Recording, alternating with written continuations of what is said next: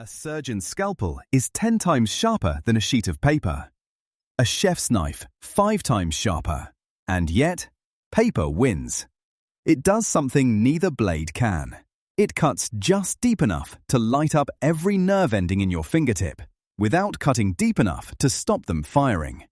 No bleeding, no scab, just pure, unfiltered signal, and a brain that treats your fingertip like the most important patch of skin you own. Under a microscope, paper is not smooth at all. It is a tangle of compressed wood fibers, dried and hardened into a rigid structure with edges like a serrated saw.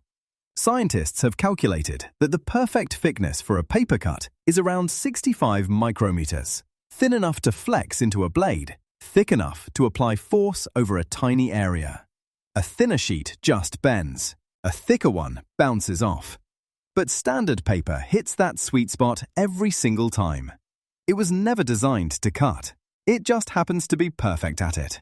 Your fingertips contain more nerve endings per square centimeter than almost anywhere else on your body. Up to 3,000 mechanoreceptors in a single centimeter.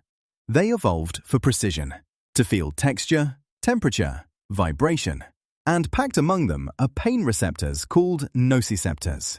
When paper cuts through the top 2 layers of skin, it does not sever those nerve fibers. It stimulates them. Every single one, simultaneously. That shallow cut exposes more pain fibers at once than a surgeon could replicate deliberately. The signal is not subtle. It is overwhelming. A deeper cut bleeds. And bleeding, strange as it sounds, is actually helpful. Blood carries platelets that clot, form a scab, and create a physical barrier between your nerve endings and the outside world. Paper cuts are too shallow for that. The wound stays open. Air reaches the exposed nerves directly. Every time you bend your finger, the cut stretches and reopens, a fresh insult each time. Soap, lemon juice, anything acidic finds its way in with no barrier to stop it. The pain is not fading because the wound is not healing the way deeper injuries do. It is stuck in a loop.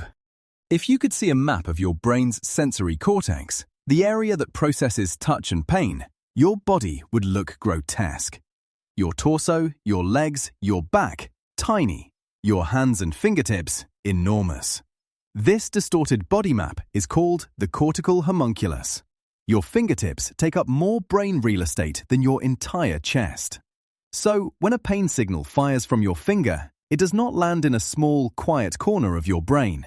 It lands in a vast, amplified processing center, and your brain responds accordingly. There is another layer to this. After the initial cut, your immune system dispatches an inflammatory response.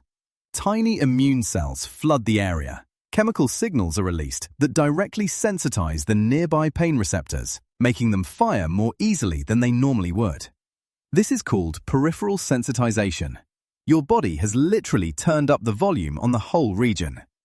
Paracetamol and ibuprofen can dampen the signal slightly. But the wound is so small, so exposed, and so constantly disturbed that the chemistry keeps resetting. The soreness can linger for days.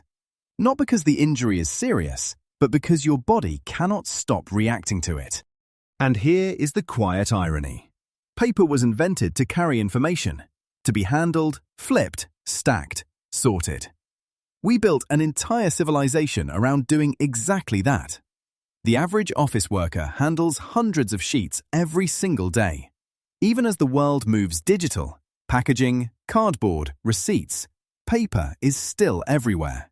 And it waits, patient, passive, utterly indifferent, until the angle is exactly wrong, the movement exactly right, and 65 micrometers of compressed wood fiber finds the one patch of skin your brain refuses to treat as insignificant.